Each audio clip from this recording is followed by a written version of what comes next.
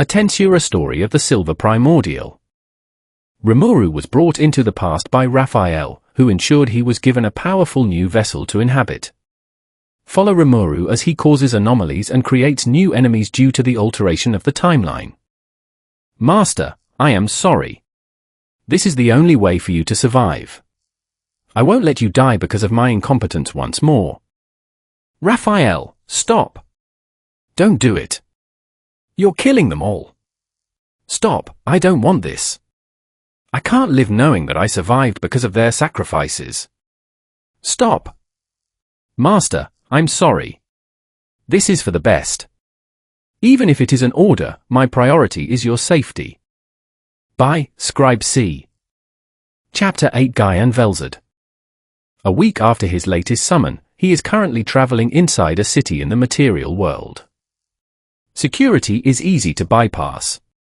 Being a demon that can control his aura and using illusions to pass through inspections.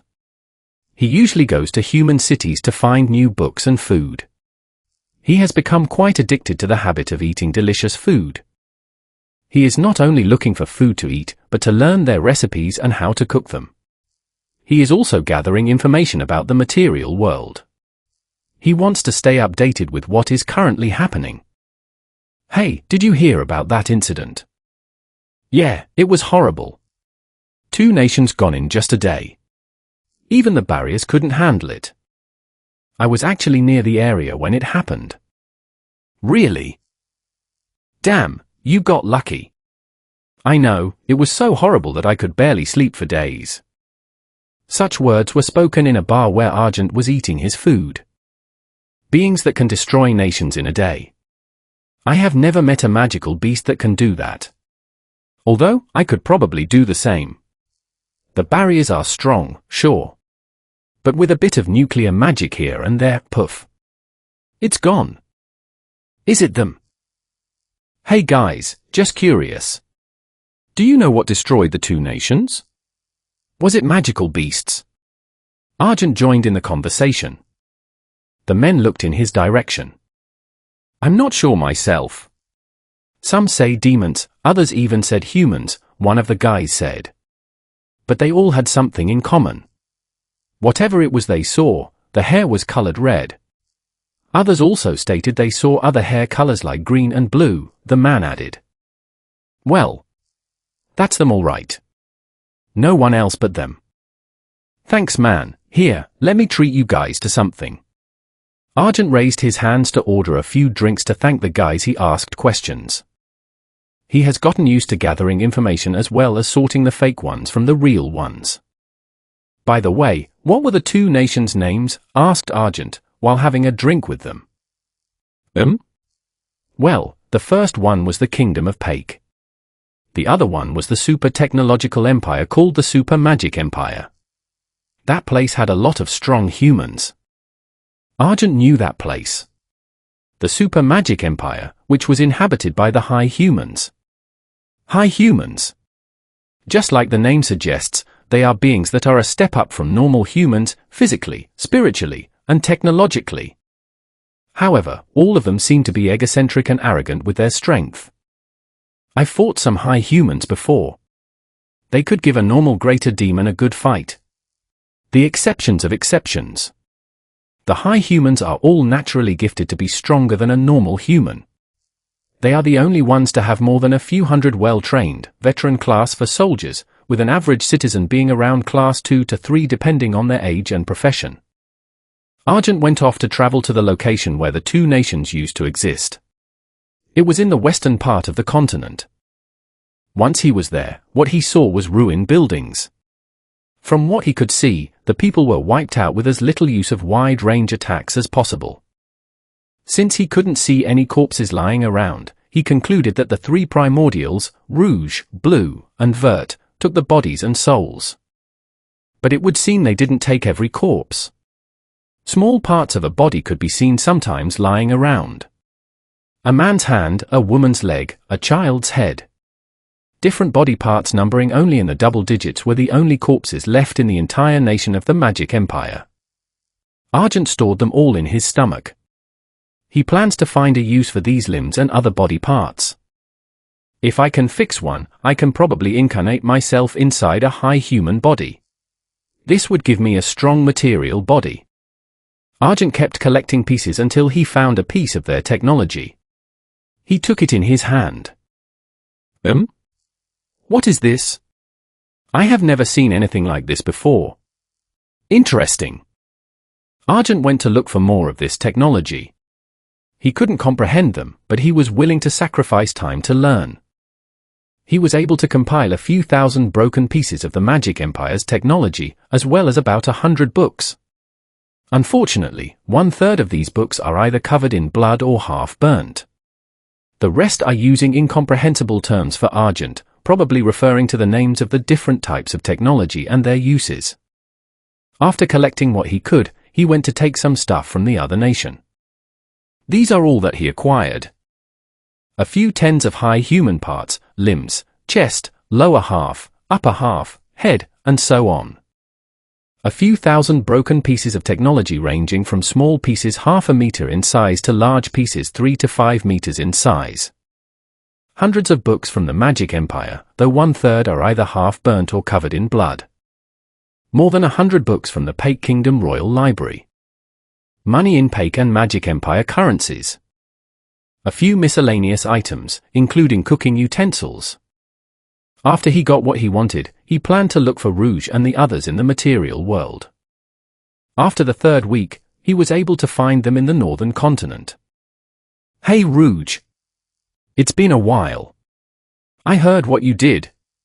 Seriously, first time getting summoned and you kill off 2 nations worth of people?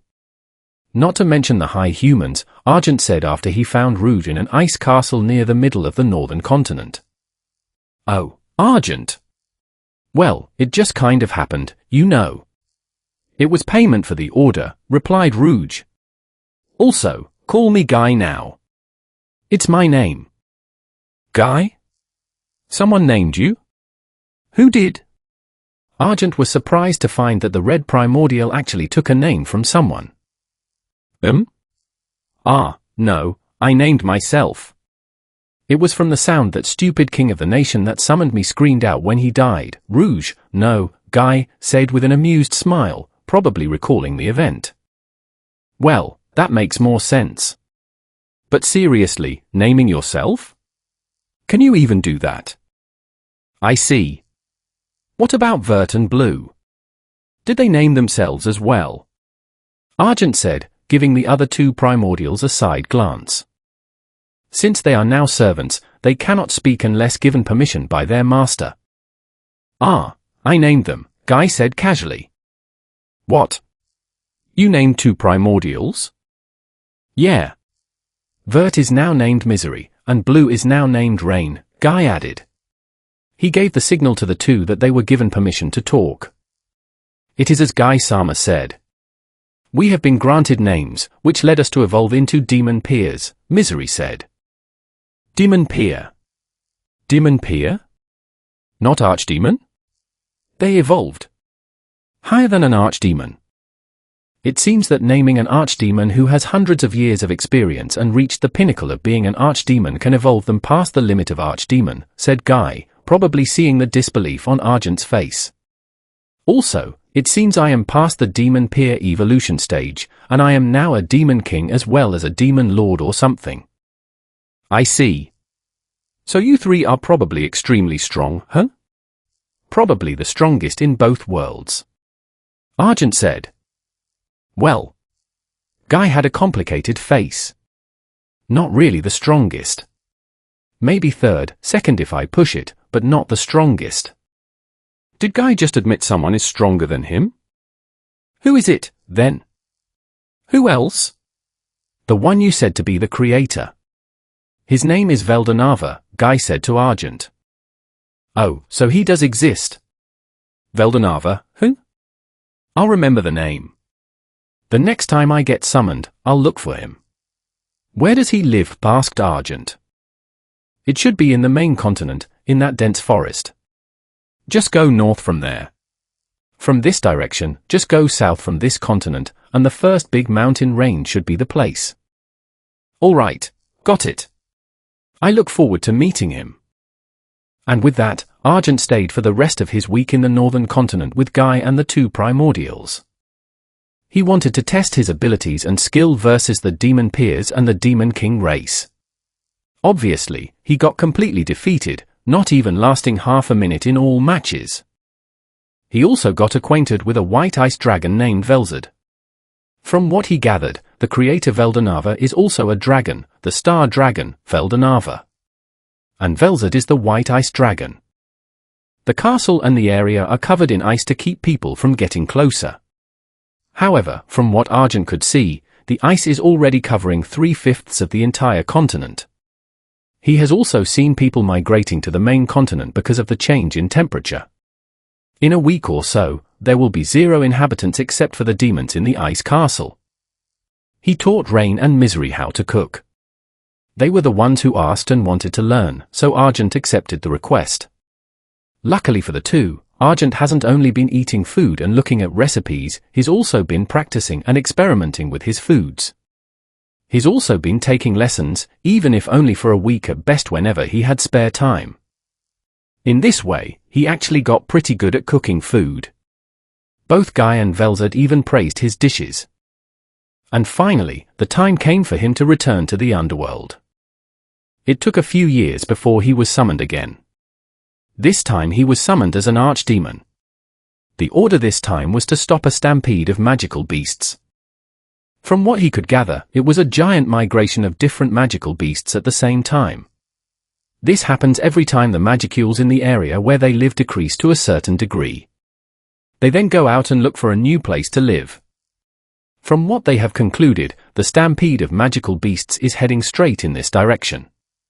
The herd is full of class 3 to class 4 beasts and numbers in the several thousands. Argent got to work quickly, as he only had a few hours before the herd reached the cities. He first used both earth magic and water magic to turn the surrounding land to mud. This should reduce the stampede speed somewhat. Next, he took flight and prepared the extermination. He first needed to kill off those who had the ability to fly.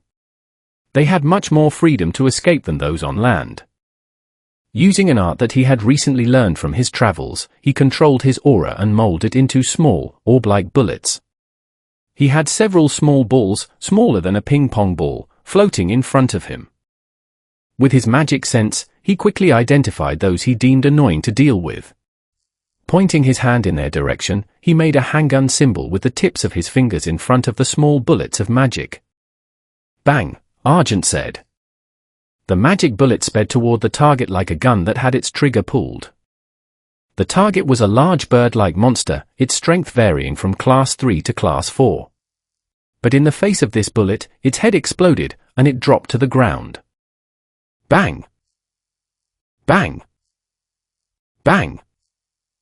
The flock continued to drop like flies in the sky. The other magical beasts that could fly started to get confused and scared. When Argent realized that, he started to get serious. Using magic this time, he created small magic circles that numbered more than 100. Fire Arrow Barrage. The hundreds of fire magic arrows flew in the air and hit their targets. The magic in itself couldn't possibly kill all of the magical beasts that could fly. This attack focused more on quantity than quality. But it could make it so the magical beasts couldn't fly. The target of the magic attack was their wings. With the stampede happening below them, if they fell to the ground, they would be crushed by the feet of the other magical beasts. Once all of the flying beasts were taken care of, next were those on the ground. The ground magical beasts were different types, ranging from black serpents and evil centipedes to blade tigers, night spiders, and many more. First was to eliminate the small fries. He hardened the once muddy footing of the magical beasts with Earthlock, an aspectual magic. Their feet were now stuck to the ground, which halted the movement of everyone. He created small fireballs numbering around 10. He then distributed them to different parts of the herd. The fireballs then exploded. The fire stuck to the magical beasts and started burning everything it touched. The attack was an imitation of nuclear magic, fire version.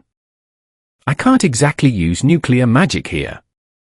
It would just waste my magicules. Once the small fries were burned down, Argent manually slashed and killed all of the ones that were left. He sliced a black spider in half. He burned an Armosaurus from the inside. He sliced the head off a black serpent. Smashed an evil centipede's head with large rocks. Stabbed blade tigers in the stomach. He then ate all of them, which gained him an assorted amount of new skills to play with. Chapter 9: Veldanava and Twilight. While eating the corpses of the magical beasts, he saw one of them having a soul fragment. Hair. Even magical beasts have them, huh? I guess demons and humans aren't the only ones I should search from starting now. He grabbed the beast and started devouring it. And then, he felt a familiar feeling. A big one this time. Here it comes. Wonder what type of memory it is this time. What? The orcs attacked the ogres, said an old man who appeared to be quite short in stature. Rimuru-sama, the orcs number 200,000, said a blue-haired man with a single white horn on his head. Rimuru Tempest, ruler of monsters.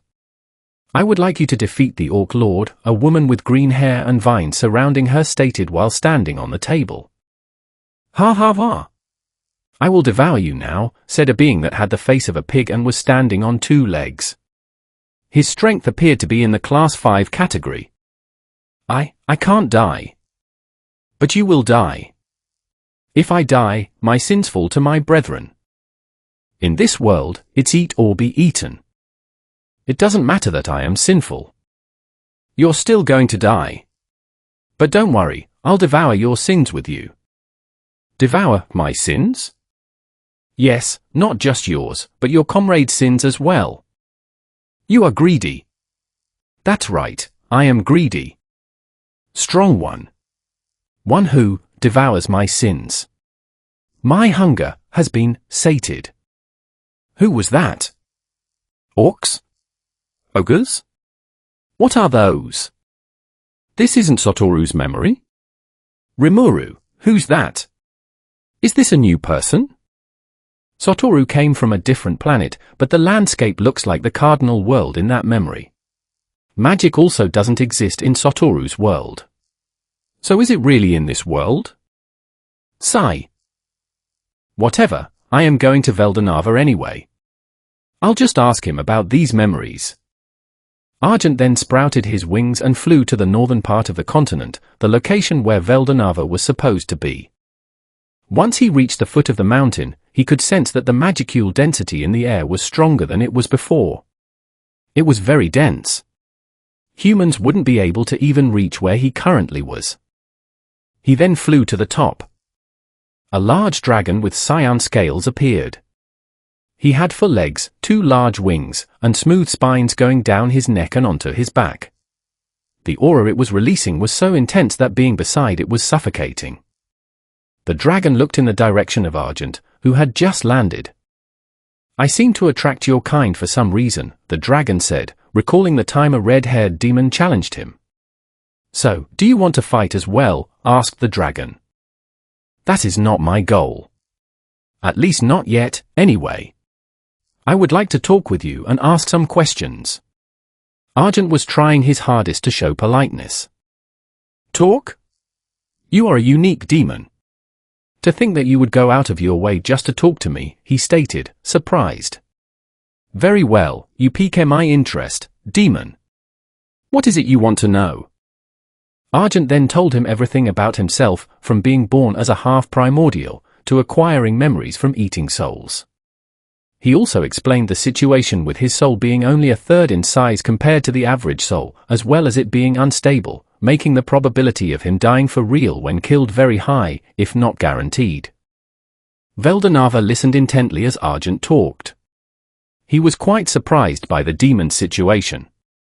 It was something so bizarre, so out of the norm, that he needed to know all about it. Once Argent was done explaining, he looked at Veldanava. My first question is, why was I born as a half-primordial when there are only supposed to be 7 of them? My second question is, why do I get these memories of the same person each time? These were all the questions Argent really needed answers to. Frankly, he didn't strictly need to know, but he wanted to ask out of curiosity. Veldanava closed his eyes and pondered. The answers may be connected, he replied. Connected? Argent repeated, confused. Yes, connected. Here, let me explain. First, your being born, even if you weren't supposed to be, could be a glitch or an anomaly in the system that I created. This system will answer your second question. The system is called the cycle of reincarnation. It governs the souls of the dead and lets them reincarnate into their next life. He stopped, letting Argent process what he had said so far. The words of the world manages this system. This system actually transcends time and space, meaning everything happens at the same time. Your soul might be from the future, reincarnated into the past, a cheap knockoff of time travel, if you will, he continued. At least, that's my theory, anyway. The memories that you say you keep seeing are probably fragments of your soul that got shaved off when you traveled to the past, and each fragment carries certain memories of your life. So you're saying those fragments and these memories are all mine? And that I am from the future? But just earlier, I saw a memory from a different person's point of view, not the one I always see through, Argent explained. But you also said that this Satoru is from a different planet, correct? And this Rimuru is from here. That might mean this isn't your first time reincarnating, Veldanava countered. Of course, this is just a theory. If ever you see another fragment, before you devour it, bring it to me. I'll analyze it and see if yours and the fragment are one and the same, Veldanava reassured him. Aren't you going to kill me? Asked Argent, looking directly at Veldanava. Veldanava was wide-eyed. What makes you say that? He played dumb, pretending not to know the reason why Argent even thought of that. I came from the future. I am not supposed to be here. I might endanger everything just by existing and causing events that shouldn't happen, Argent explained. Ha ha ha. Don't worry, I won't kill you, nor do I have any interest in doing so. In all of the verses that I created, time isn't absolute. Things may happen, like time travel, which changes the timeline. Though absolute points in time exist which can never be changed, answered Veldanava with a laugh. Verses? How many did you create, exactly? Argent curiously asked. Maybe around a few hundred or around 1,000. Most of them were just test trials, like testing what types of environments to make, what species will fit the worlds, and what a world needs. Around 200 to 300 of those worlds are probably working as normal worlds. I added high humans, elves, vampires, and spirits in those worlds, along with some magical beasts. The rest are just floating giant rocks with vegetation or a unique ecosystem. Probably? Yes, probably. I lost the ability to make worlds, and I don't really have time to inspect each of them. I see. Thank you for answering my selfish questions, Argent bowed. It's fine, it's fine. Although, we need to do something about your soul. Veldanava tried thinking of a solution. Go west from here. At the top of a flat mountain lies a facility. A facility? Yes. In it is someone who can fix your unstable soul. He can't increase the volume, but he can make it stable so you can revive if killed. Really?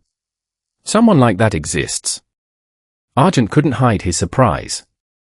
That person is one of my first creations. He was assigned the task of populating the world with different races. His name is Twilight Valentine, the divine ancestor.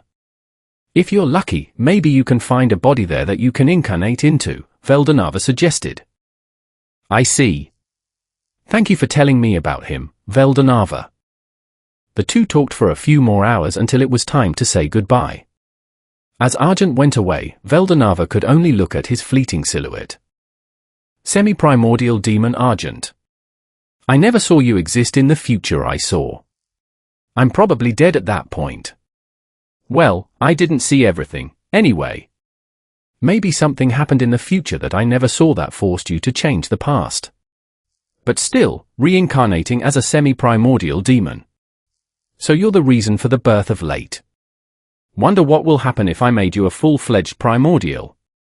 Will late become one as well? And vice versa? Let's just hope you don't make me regret letting you live, Argent. Argent promised to come and visit him again. The two actually became good friends in that short span of time.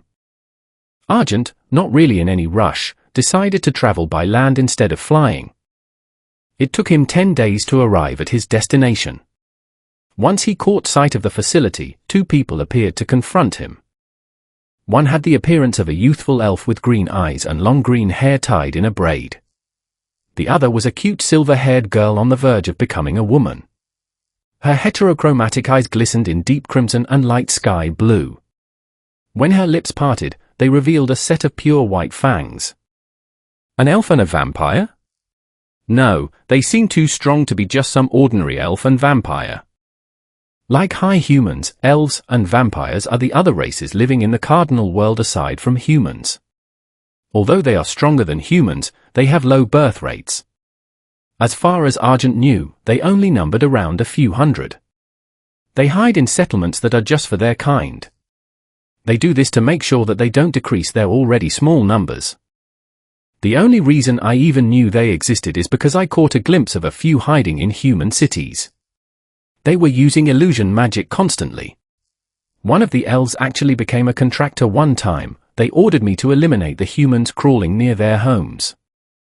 The strength of the two in front of Argent was high.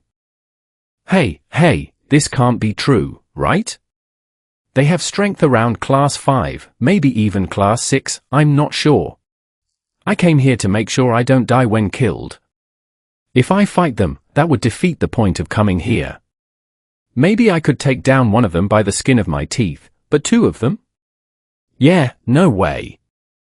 Argent raised his arms, showing them that he meant no harm. I came here to meet Twilight Valentine. Veldanava sent me here, he shouted. The two women looked at each other. Then the elf went inside the facility, while the other kept watching him. After a few minutes, an old man came out and whispered something to the vampire. The vampire went to Argent. You have been given permission to meet Twilight. Follow me, was all she said before walking back into the facility. Once Argent got close to the facility, he realized how big the place really was. In terms of size, it was as big as a large stadium. As they walked inside, he caught sight of a lot of advanced technology. Some were similar to the broken parts he had acquired from the destroyed magic empire. They entered a room that looked like a laboratory. Inside was a man with white hair, red eyes, and the signature fangs of the vampire race. You must be Twilight Valentine. My name is. Welcome. Welcome. As you said, yours truly is named Twilight. The name my God and Creator gave me at my birth.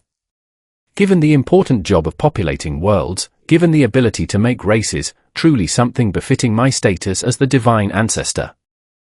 I see. Anyway, Veldan. Oh. Veldanava-sama. The one and only Star King Dragon. The one who created me. What does my creator want from me? I want to punch him. No, scratch that, I want to kill him. If he doesn't want to die, he better stop that.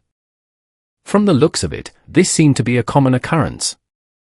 Argent looked around, and everyone inside just acted normally, although the vampire seemed irritated as well. Like I said, Veldana. Oh, Veldan. Shut up. Argent shouted. Let me finish, you piece of trash. Oops, I snapped. Anyway, I need help with my soul. It's been unstable since my birth. Your creator said you could help me fix it. Indeed, your soul does seem unstable. Oh? Oh. A demon, is it? And quite strong as well. Twilight finally got serious and used his eyes to analyze Argent. Well. Since Veldanava-sama brought you to me, I'll do it. However, he grinned, I'll fix your soul and even give you a body. In exchange, I want you to serve me for 100 years and supply me with your magicules.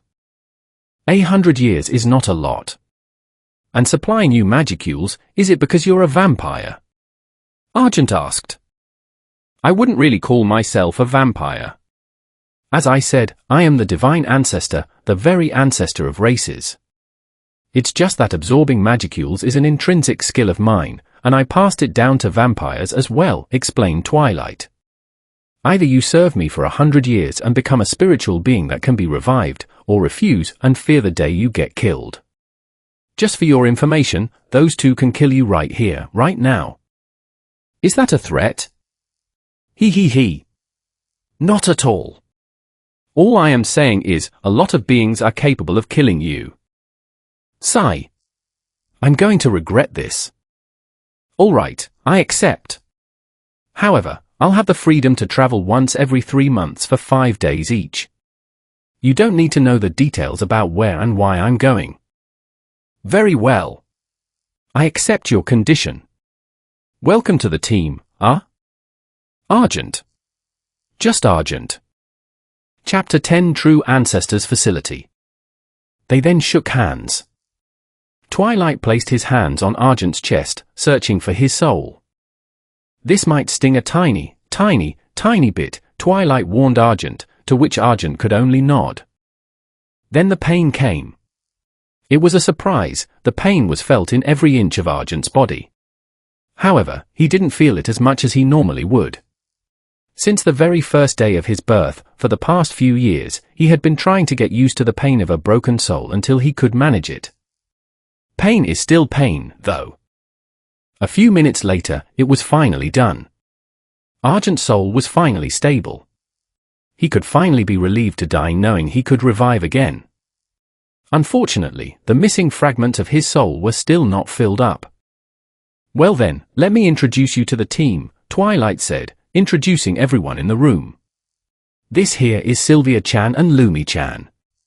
The one over there is Gunther-kun. He pointed to the elf, the female vampire, and the old man in order. Sylvia and Gunther just nodded their heads. It's Luminas, said Lumi-chan, or Luminas.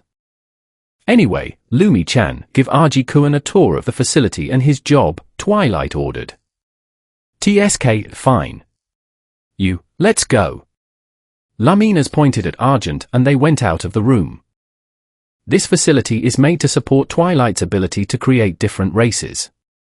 Different rooms have different purposes, but the overall goal is to make races to populate the world.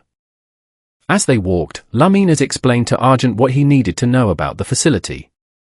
The races that have been made so far are vampire, high human, and elf, in that order. Twilight sees high humans as failures with their self-destructive nature and arrogance. From what I heard, they also got their country wiped out. Vampires are technically immortal unless killed. However, we have low birth rates, and with our lifespan, most don't have plans to make children. Luminas started explaining the origin of each race as well as their results.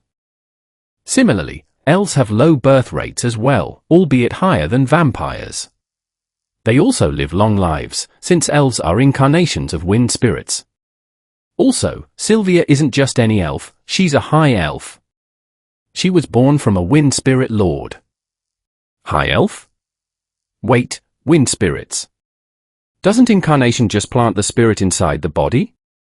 They should have turned into elementals. How did you manage to create a new race with incarnation? Asked Argent curiously. As said, incarnation is putting your spiritual body inside a material body, similar to how demons incarnate by possessing human bodies or dolls. But in theory, they would still be demons. Their race wouldn't just change unless the material body had a huge difference from the spiritual form, or if they chose to change.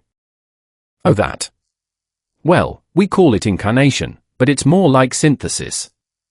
In layman's terms, instead of placing the spirit inside the body, we are modifying the material body with the spiritual body of spirits to change their genetic makeup and combine the two.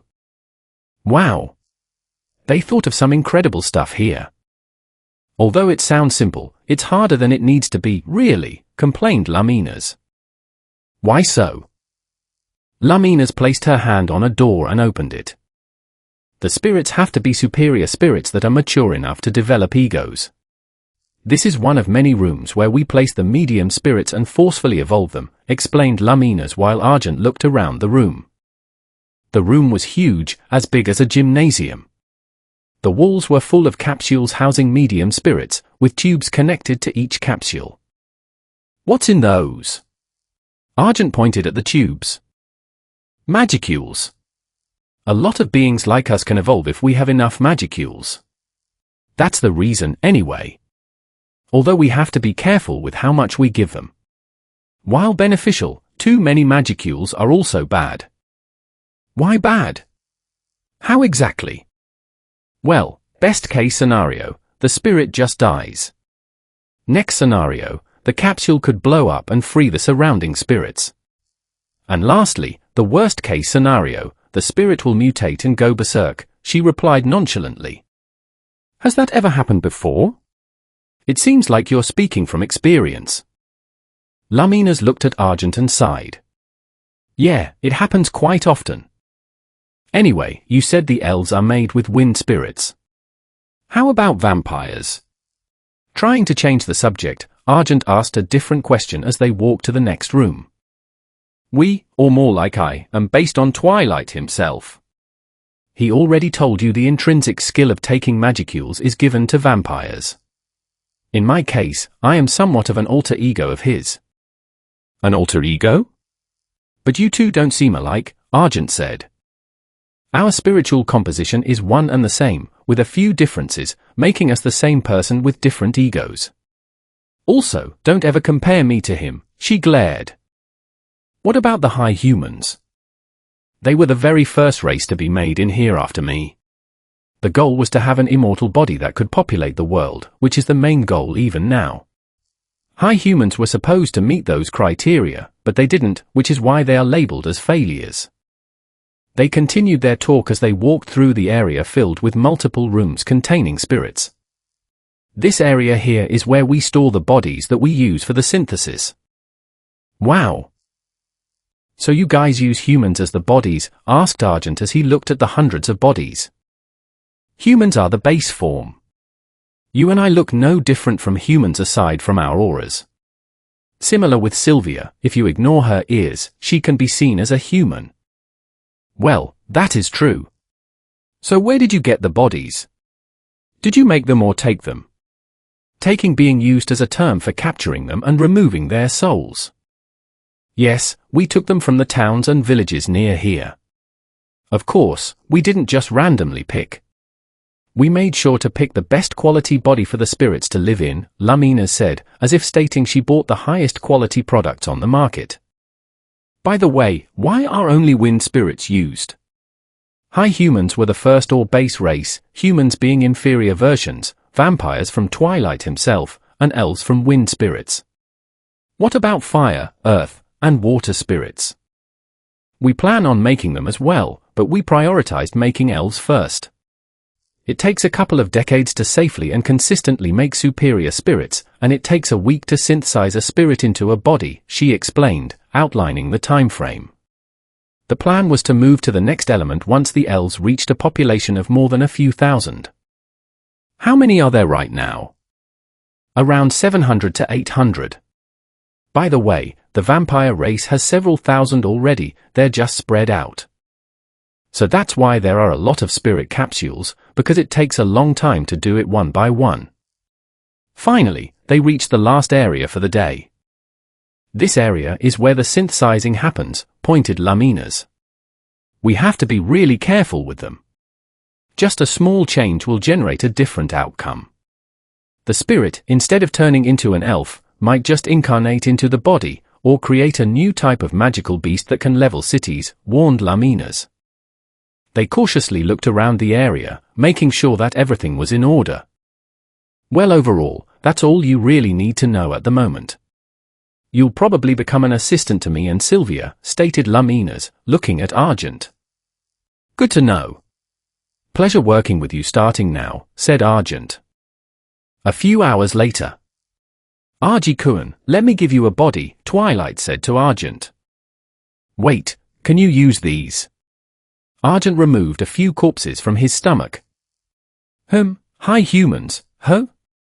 True, that will make for strong bodies. Very well, I'll restore them to their original form. Twilight used his intrinsic skill, Ancestor, to rebuild their bodies.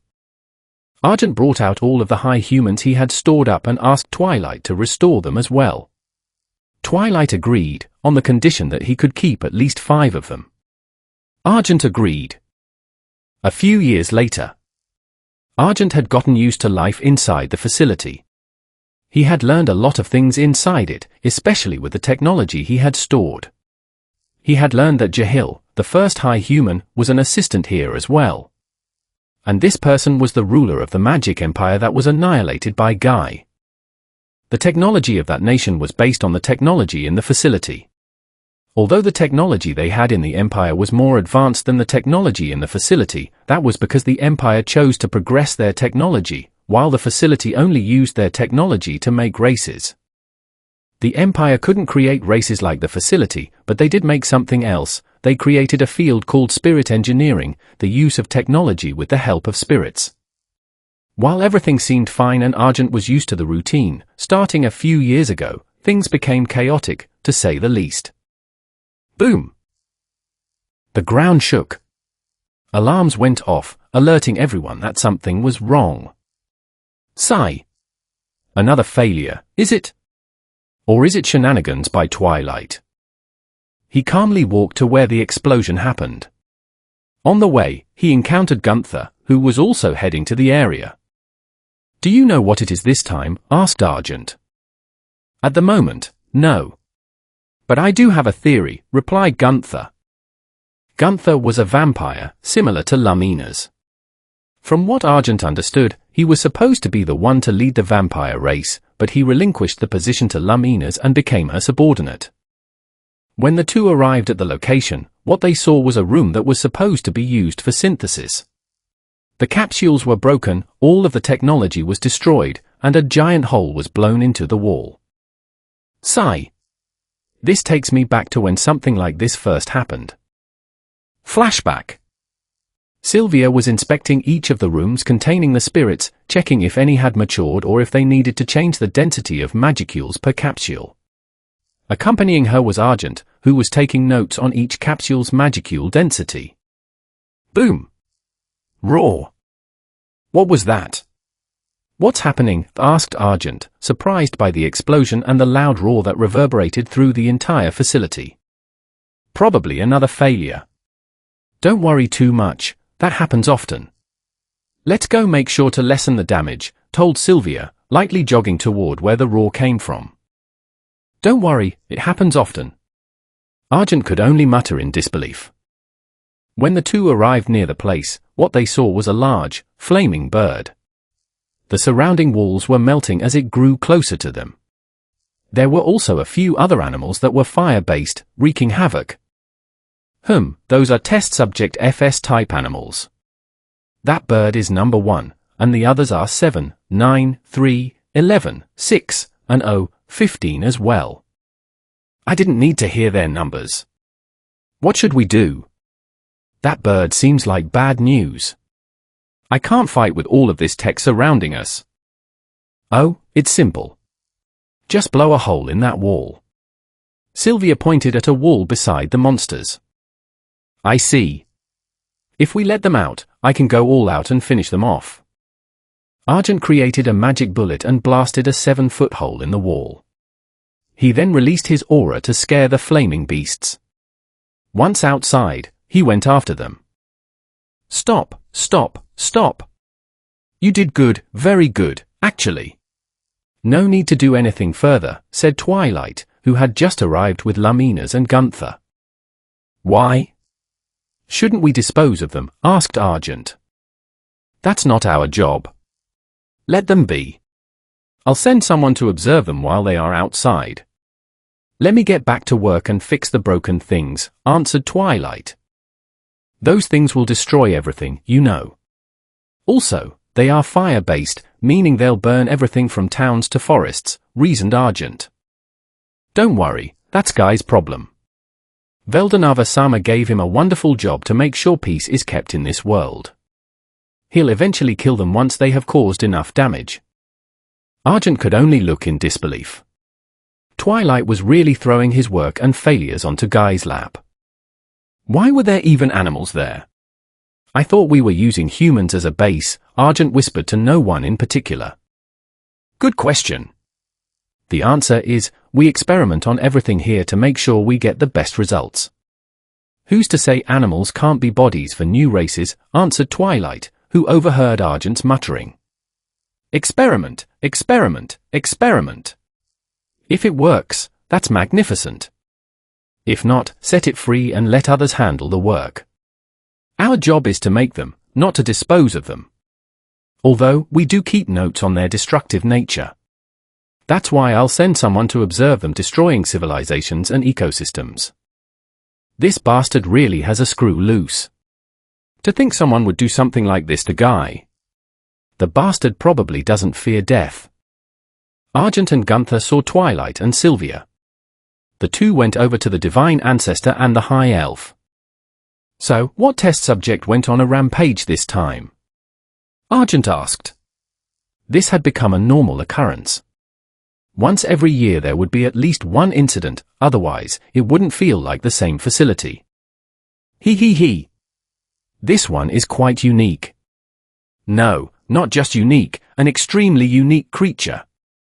Twilight excitedly told Argent. Just tell me already. Argent was already feeling exhausted, and it was only the start of the conversation. One of the capsules housing a synthesizing wind spirit exploded. Well, that's common. But the next thing that happened was that it started to absorb the surrounding capsules of synthesizing wind spirits. It became a large cloud. It lost its solid form and became a cloud.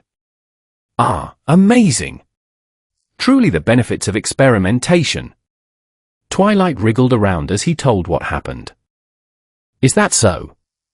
By the way, where is Lumina's? The vampire girl wasn't anywhere near the area.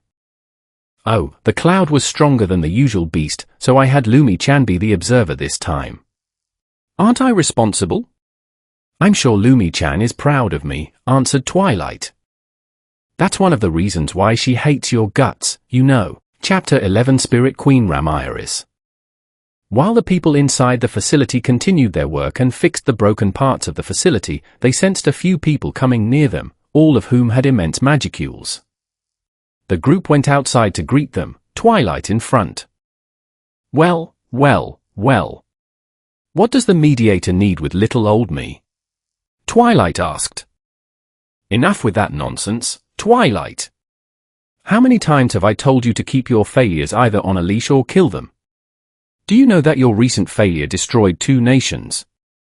How many does that make? Complained Guy. Well, my job as the ancestor is to create different races, and you are the mediator who keeps the world in balance, right? I'm just doing my job, and you're doing your job. Besides, you destroy nations, too. Twilight said. That doesn't mean I'll clean up after all your failures. I have had so many headaches because of you. Your job is to create races, not erase races. Besides, not only races, but you're destroying ecosystems and natural landscapes. How can humans live without a home? When I destroy nations, it helps them progress, while you destroy that progress. I guess even Guy is done with this person's antics. I doubt Twilight will listen, though. Here. Guy signaled Misery to pass something. Misery threw Lumina's, who was knocked out, to Twilight's group. Arji-kun! Quick, catch her, shouted Twilight. Eh? Ah. Wait! Argent, surprised, quickly caught Lumina's while she was still unconscious. Your subordinate was lurking in the shadows, and we thought it was one of your failures hiding, explained Guy, as his group left the place. Well then, back to work. Arji-kun, leave Lumi-chan in her room for now. Let's give her some rest, Twilight said to everyone. As Argent walked in the corridor, he whispered, you know. I know you're awake, right? Let me pretend, so that bastard will let me rest in my room in peace. Just bring me to my room quick. With her eyes still closed, she mumbled quietly. On a random day in the facility, Twilight was looking for Argent. He found him talking with Laminas and Sylvia. Argy-Kuan! Argy-Kuan! It's time for magicules! Give me! Hurry up! Sigh. Can't you do this some other time? We're busy here, complained Laminas to Twilight. No. I want some right now. You don't know it, Lumi-chan, but his magicules taste chef's kiss, out of this world. Twilight grabbed Argent by his shoulder. He slid Argent's shirt to the side to get a good spot on his neck. Can't you do this somewhere else? Laminas glared at the two. Why am I also at fault? Thought Argent. After Twilight was satisfied taking magicules from Argent, he thought of something interesting to do. He smirked and quickly went behind Laminas, dragging her to Argent and placing her face near. Lumi-chan should try it as well. You'll find it quite addictive. He held Laminas in place. Hey! What are you doing? Let me go. Laminas tried resisting, trying to get out of his arms. Sylvia-chan, quick! Grab Argy-Kuan and push his neck to Lumi-chan's mouth. Twilight ordered Sylvia. Roger. Seems like fun, Sylvia thought. Sylvia overpowered Argent and pushed his neck right up to Lumina's mouth, which was open from her shouting. Giving both a quick push, Lumina's fangs landed on his neck. Laminas had a quick taste of Argent's magicules. She shut her eyes as she tried resisting taking more. The taste was as Twilight said, it was delicious beyond reason. When she opened her eyes, she realized Twilight and Sylvia had already let go. Laminas was the only one holding Argent, keeping him from escaping as she continued to draw magicules from his neck. Oh my, oh my, oh my. Look at you, Lumi-chan, greedily taking Argent's magicules. He's already about to pass out. You must really like the taste, who? Twilight teased Laminas. Laminas, I didn't know you wanted to have a taste of Argent that much. I mean, you two did get along, but I never realized it was this much. Ha ha ha. Sylvia mocked and laughed as she looked at Laminas. Laminas let go of Argent and rushed toward the two to deal with them both. Meanwhile, the two kept teasing her and laughing as they escaped through the corridors. Don't I get any help here? Thought Argent, who was left on the floor like a rag. Several decades passed, and the population of the elves reached the required number. The next spirit that would be the main focus of the facility was the fire spirit. The fire spirits had already been through some trials while focusing on the creation of elves, which meant they didn't have to start from square one. All right, Sylvia-chan and Argy-Kuan. Could both of you be dears and go to Ramiris for me to get us a flame spirit lord? Twilight said to the two in one of their meeting rooms. In this room, they would talk about progress and new discoveries in their experiments, as well as announcements. Ramiris? Who's that? Argent asked. Ah, that would be the Spirit Queen. She has also been assigned a job by Veldanava-sama, answered Twilight. Anyway, the dwelling of the spirits is where she normally resides. It should be a few thousand kilometers southeast from here. Argy-chan, let me go. Sylvia grabbed Argent's arm and ran out of the facility. The two traveled on foot. The two didn't walk, though, they ran while talking. So, why do we have to go to this Spirit Queen? Can't we just summon spirits like what we usually do? Asked Argent as he jumped a couple of meters above the ground. Well, superior spirits and spirit lords gain egos over time. The superior spirits that we summon on a regular basis barely have egos. Where we are going is called the Dwelling of Spirits, the literal home of spirits as well as the gateway to the spirit world, told Sylvia as she jumped from tree to tree. In that place, we'll negotiate with them to become volunteers for our experiments. Well, negotiations can be verbal or non-verbal, meaning a fight, to accept our request. I guess I was technically one of them a few hundred years ago. Twilight said that I accepted the proposal without much resistance. He told me I said that it seemed fun and entertaining, said Sylvia as she ran. You guess? He said. You don't remember, questioned Argent as he leaped through trees. A side effect, or should I call it rebirth? Normally speaking, you can't remember your past life, right? It's something like that, answered Sylvia. The two talked some more as they traveled at an unimaginable speed for normal humans, a Class 6 High Elf and a Pinnacle Class 5 Demon, both possessing high physical strength, agility, and endurance. After several hours of traveling, they finally arrived in front of the large door to the dwelling of the spirits. They nodded to each other and entered. Inside was a maze. The maze was designed to give the people who entered challenges to see if they were worthy to borrow the strength of spirits. Not only did the maze challenge visitors, but illusion magic was constantly being spread to confuse senses. Of course, the two were not affected whatsoever by these tricks. They walked through the maze like walking in a park they had visited before. When they entered a room, Sylvia walked forward. Ram-Iris-sama, it is me, Sylvia.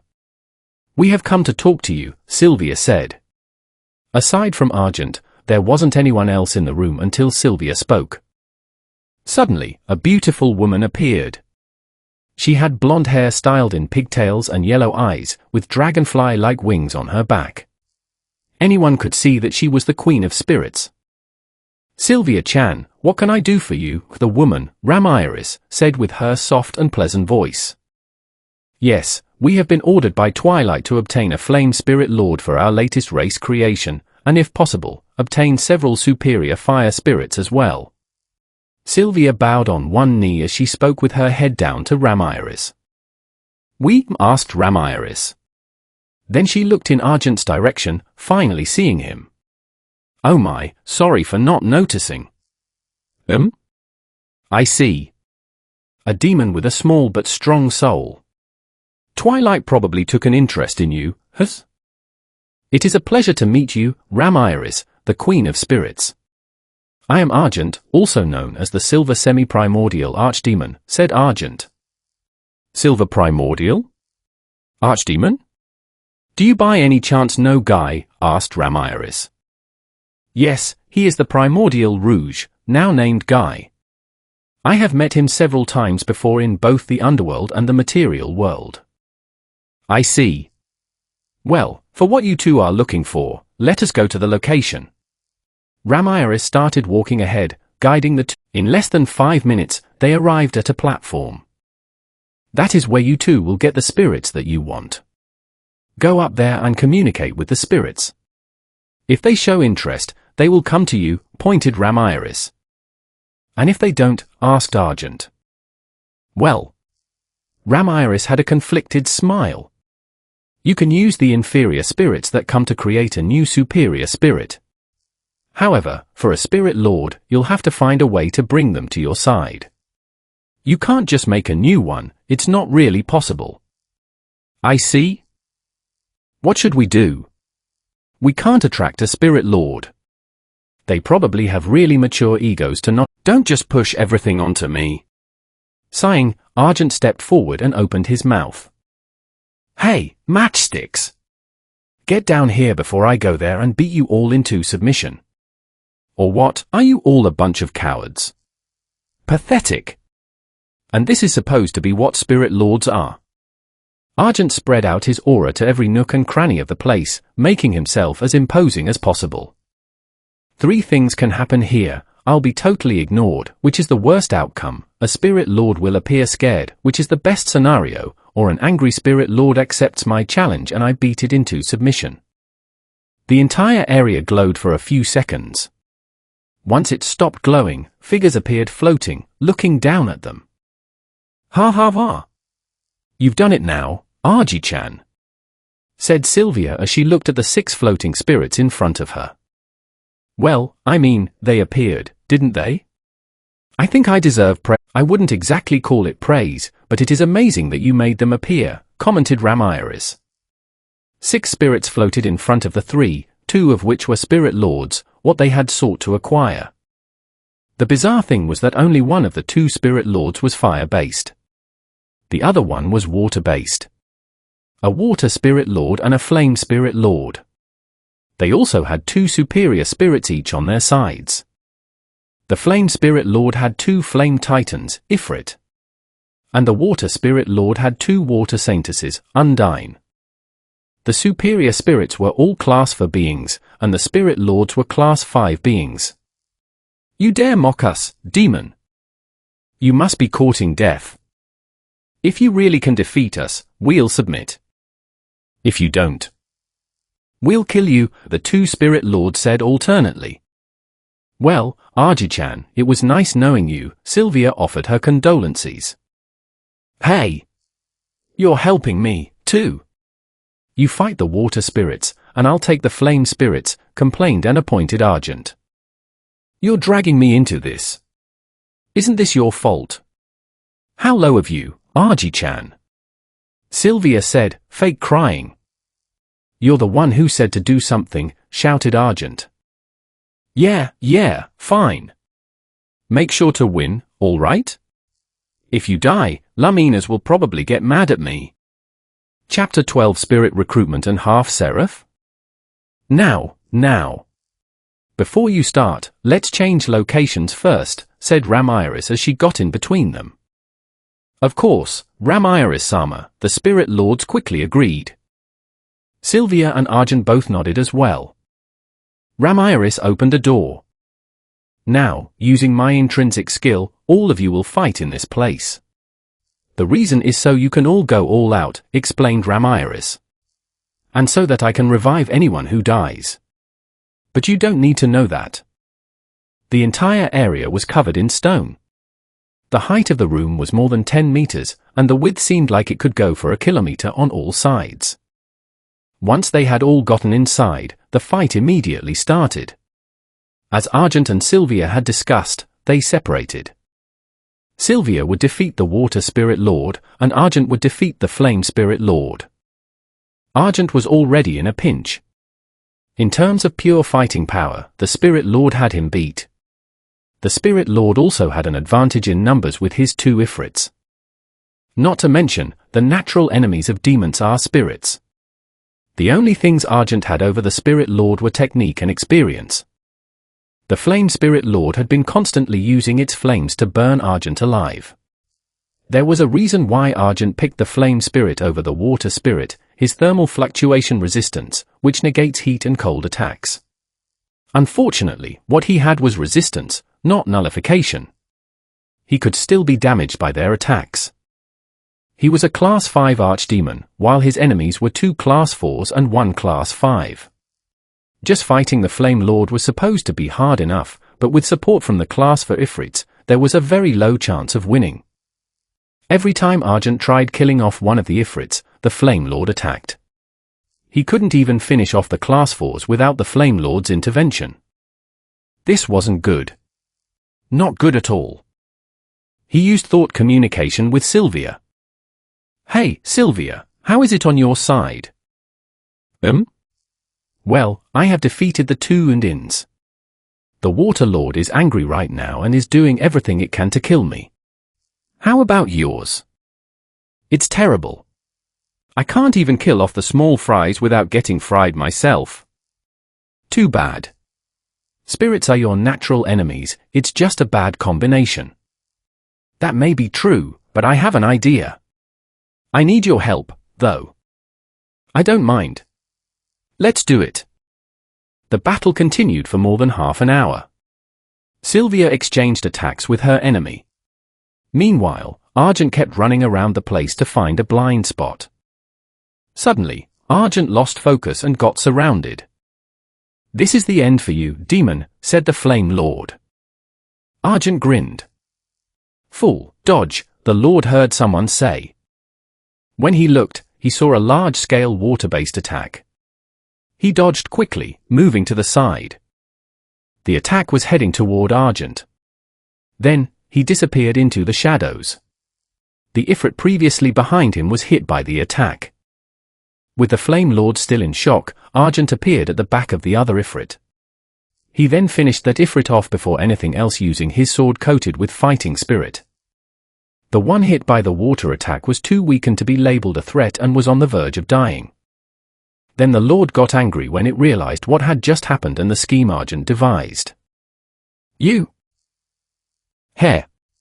Now it's just you and me. The fight this time was much easier for Argent. While the Flame Lord was the stronger of the two, it was not as experienced or skillful as Argent with both magic and skills. Argent made full use of his entire arsenal of skills, the Sage skill for thought processing, detection-related skills to know where the Flame Lord and its attacks would come from, shadow movement to escape or dodge, and thought communication to monitor Sylvia's status. He also used water-based magic to counter the flame attack sometimes. The resulting collision caused steam to surround the area where they were fighting. Sylvia, let me know when you're ready. Let's do it again, this time on both sides. Oh? Sure, let's finish this. For the next few minutes, Argent ran around the place again. He constantly taunted the Flame Lord. Come on, is this the best you've got? Surrounded by smoke, Argent showed his face to the Flame Lord. You. Trinity Inferno Flame. The Flame Lord cast the strongest spell in his magic arsenal. Argent dodged the attack via Flash Step. At the end of the attack's trajectory, the Water Lord was standing there. It took a direct hit from the attack without having time to create a barrier. Bastard! The Water Lord dropped to the ground. Meanwhile, Argent attacked from behind the Flame Lord with a large amount of water. The Flame Lord blocked it using Flame Wall. The water evaporated and turned into steam, spreading around the Flame Lord. Sylvia, who was lurking nearby, activated her magic as well, Ice Prison, which was amplified with the help of the steam in the surroundings. The Flame Lord was encased in a large block of ice. Then, Argent cut the Ice Prison with his fighting spirit-infused sword. The fight was over. The superior spirits were all dead. The Water Lord was on the ground. The Flame Lord was cut in half. All right, it worked, shouted Argent. The two high-fived each other. Well, looks like it's over, Ramiris, who had been watching since earlier, said. The bodies of the spirits disappeared. Then, Ramiris led Argent and Sylvia outside, where they saw the spirits waiting for them. The two were surprised. I revived them and fixed the others, Ramiris said. The spirit lords and superior spirits bowed their heads to Ramiris and thanked her. Then, they turned to Argent and bowed. While we have complaints about how you won, a win is a win. We submit to you, the Flame Lord said to Argent. Indeed, we will follow you, said the Water Lord. The group, consisting of Argent, Sylvia, the Spirit Lords, their subordinate superior spirits, and the spirit Sylvia summoned, said their farewells to Ramiris, noting that they might return in the future for the Earth Lord. They arrived back at the facility. They met up with Twilight and the others to report everything that had happened. Fut, ha ha ha. That's hilarious, Arji-kun. Twilight laughed. Argent could only curse under his breath. Once the meeting ended, Sylvia went to meet Argent. Arji-chan, I have a question for you. Sure, go ahead. Why were you holding back? What do you mean? Even if they were spirit lords, you could have defeated them on your own. I mean, even if you and I fought, I'd only have a 50-50 chance of winning depending on the circumstances. Sai, keep it a secret, okay? I'm, limiting my strength. Why would you do that? It's boring to win fights easily. I enjoy the fight more than winning. Though that's a demon mindset for you. I see. A year passed. The Spirit Lords were still in their capsules, in the process of their rebirth. Then, Twilight called for Argent to go to the meeting room. Argent went to the meeting room. Inside were Twilight and an androgynous man of modest stature with black hair and blue eyes. His long hair was littered with white specks. Yo! Argent, long time no see. The man waved at Argent. Do I know him? The aura seems familiar, but I can't quite think who it is. Wait, it couldn't be. Veldanava. Correct. Ha ha ha. This is your first time seeing this form, so of course you'd be confused. Can't exactly come inside here with a large dragon body, Veldanava snickered at Argent. Well, all those times I visited, you were a dragon. So this form, while not really out of the norm since Velza takes a human form as well, is still a surprise for me. I could barely recognize you, especially your aura. Argent carefully analyzed Veldanava's aura. While not as oppressive and majestic as his true aura, the aura at the moment still showed immense authority. Veldanava-sama, now that Arji-kun is here, please state your reason for the visit, Twilight said. Ah, yes. Well, long story short, I'm borrowing him for a year or two for now. I'm planning on giving him a position and job for this world as well, similar to you or Guy, Veldanava stated casually. Well, that is long story short. I think we missed a small amount of details and context somewhere in those sentences. Mind filling them in? Argent complained.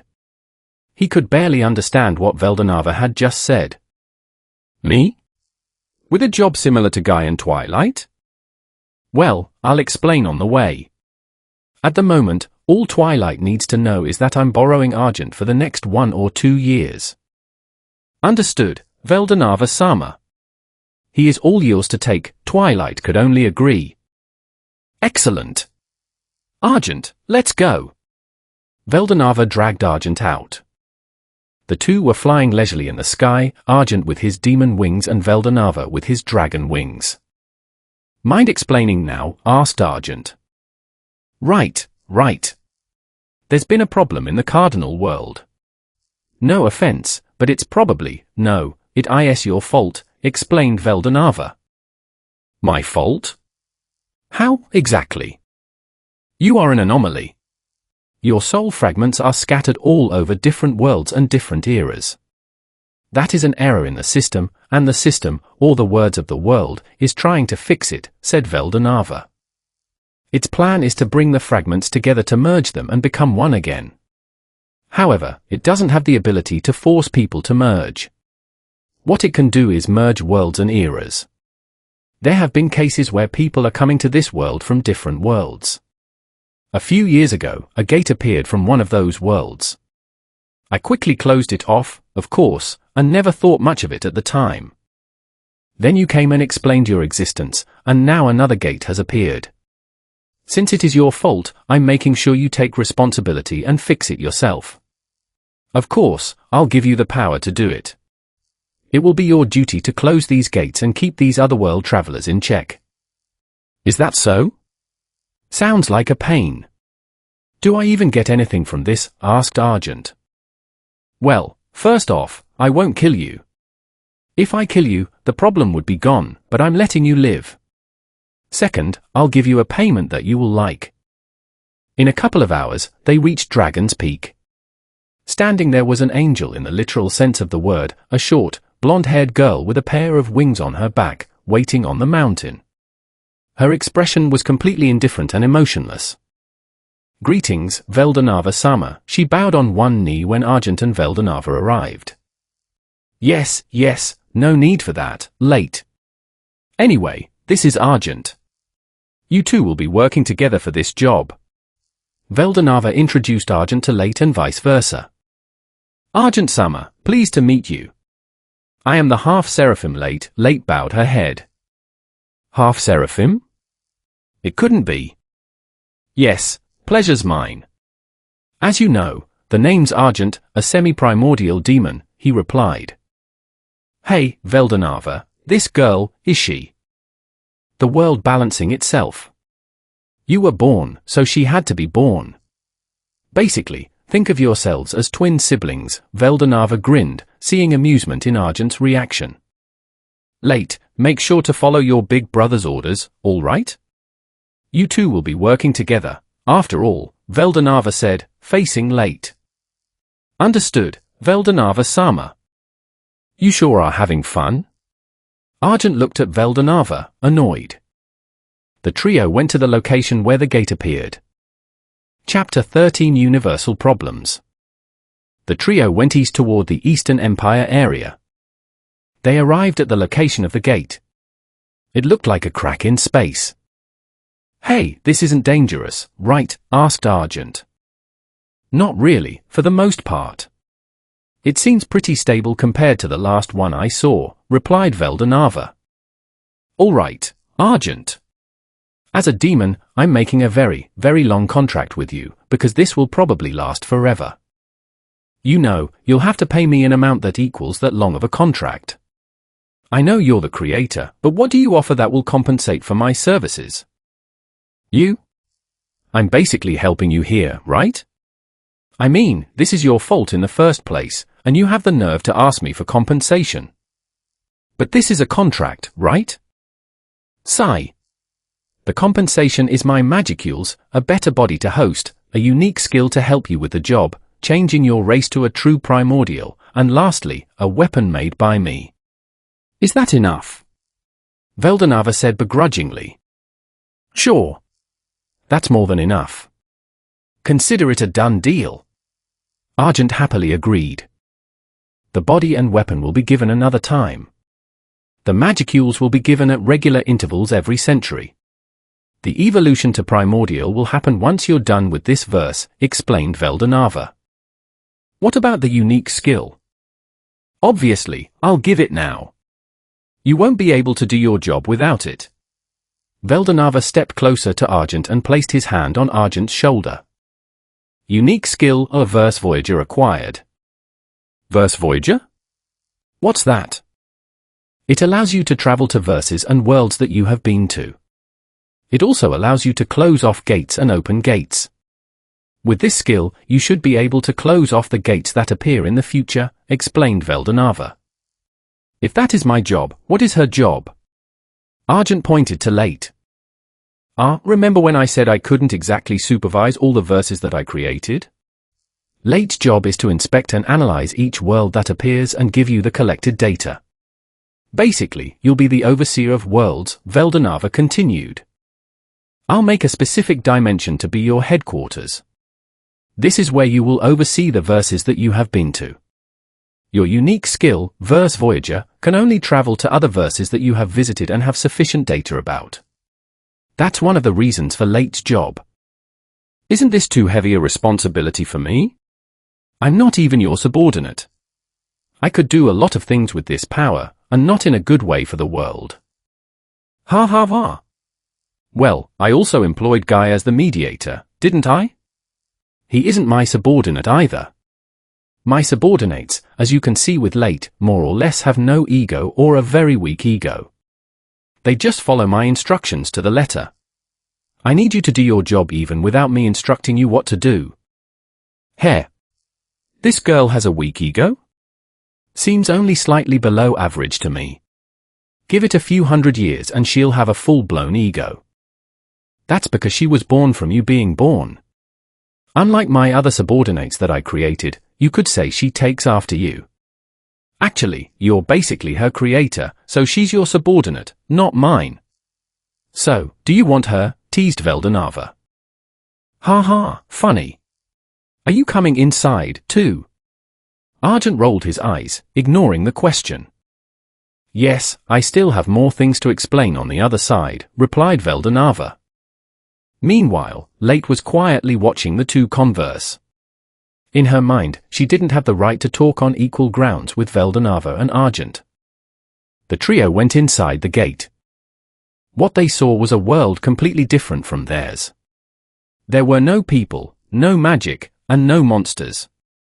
"So, mind explaining what these are and what we should do now?" asked Argent. From what I can see, this is one of those worlds where I didn't place any people. And with the magicule density not even reaching 3%, there should be no magical beasts here. And these beings, they must be. Veldanava kept muttering under his breath. "Hey! I said explain. Don't just mumble there on your own," complained Argent. "Ah, right. Sorry.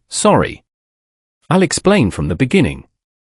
There are two types of universes, ones where I place people, elves, vampires, humans, and so on, and those where I didn't place any people. Each world has a different magicule density depending on how close it is to the cardinal verse.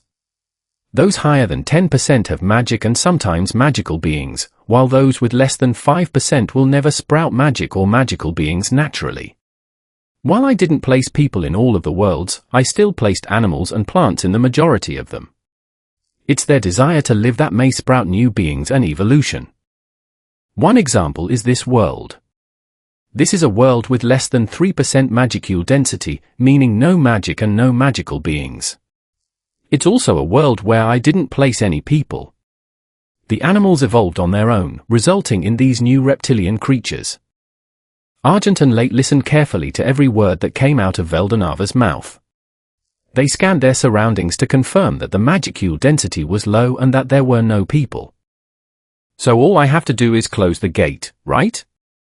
I'll just do it now and be done with it, said Argent. That won't do. You first have to leave a mark in this world so you can open a gate to this specific world again. This will also help you stay in touch with what is happening in this world without having to physically go there. Late still needs to gather information on this world, the species of all living things, the ecosystem, the weather, natural disasters, and the inner workings of the entire planet, from a random rock to the core itself, explained Veldanava. And how long will that take? Asked Argent. With you not helping? Well, 3 to 4 years, depending on the world. And if I help? 2 years maximum, for this world at least. I see. Sigh. All right, fine, I'll help her out. Veldanava smiled. Good. Well then, I'll see you two in 2 years. Have Late bring you to me after this. Veldanava waved his hand and left, stepping back through the gate. Late, let me know when you're ready to start. Understood, Argent-sama. The two started working. Argent used his extra skill, Sage, to analyze the surrounding animals. These creatures resembled the Armosaurus back in the cardinal world. Late used her unique skill, Awareness, to gather data from the environment. By focusing, she could spread her data-gathering abilities across a 5-kilometer radius. Of course, the local inhabitants wouldn't just ignore two intruders in their home. Some of the more carnivorous creatures tried attacking them. Late simply placed barriers around herself, while Argent killed them without mercy. This made it easier for him to analyze samples of the species inhabiting this world. 2 years went by in a flash. From what they gathered, the animals on the planet were an evolutionary step up from their ancestors, large reptilian beings, birds, fish, and unique plant life. The land seemed to have previously been one supercontinent. Over millions of years, the continent had split into different landmasses. The emergence of different animals suited to local climates, along with the birth of new plants, had created diverse ecosystems all over the world. Once they had collected all the data on the world, they stepped through the gate and left. Once they arrived on the other side, Argent closed the gate using his new skill. Over the span of 2 years, a barrier, an illusion had been placed over the gate so that nothing could pass through without their permission. Argent-sama, please follow me. Late flew with her wings, and Argent followed suit. The two met up with Veldanava, who was watching over a small city from atop a mountain. He turned his head as he sensed the arrival of the two. Took you long enough. How was it? It was all right. I wouldn't call it boring, since I've done research for Twilight for decades. Learning new things is always a nice way to pass the time, replied Argent. I have arrived, Veldanava-sama. Thank you once again for this opportunity, Late said with a bow. Good to hear. As for you, Late, let's talk about it later, said Veldanava. Understood, replied Late. Argent, Late, follow me. I'll show you your headquarters. Veldanava opened a portal in space. An island was floating in space. It was a new universe, with the island being the only thing in existence. The island floated through the cosmos with no fixed destination. This is where your headquarters will be, explained Veldanava. Another use of your ability, Argent, is connecting a gate with a door. Look over here. The trio went inside the castle and walked down the hallway. Remember how I asked you to mark the world you were just in? You can connect it to one of these doors, Veldanava continued. Of course, for safety reasons, the gate will only appear on the other side if you open it from here. That way, the door isn't permanently placed in that world until you open it, preventing unwanted visitors from barging in. You can also make gates without a door, but it's easier with a physical medium like a door. Argent looked around the entire castle while Late and Veldanava had a chat in one of the rooms. Argent inspected every room, corridor, balcony, and hall, making sure to check the whole structure.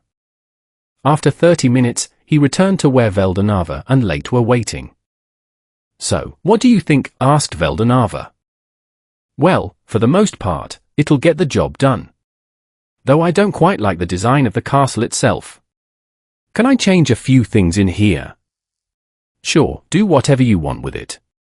It's yours now, as long as you do your job, replied Veldanava with a smile.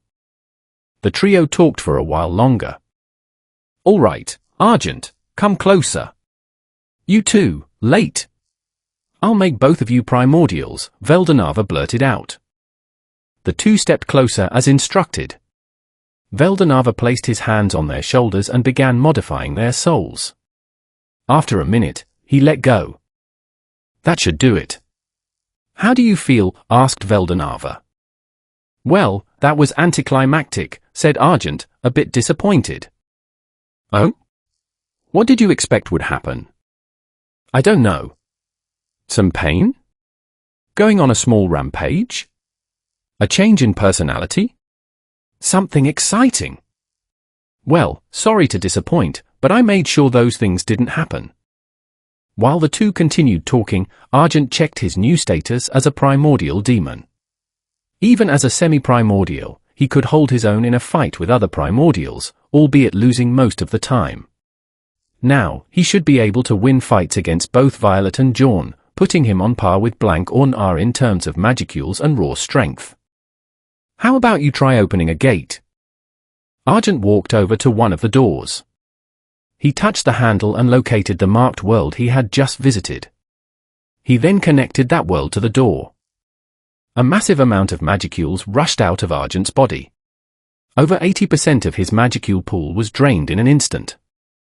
He slumped to the floor once the magicules stopped flowing.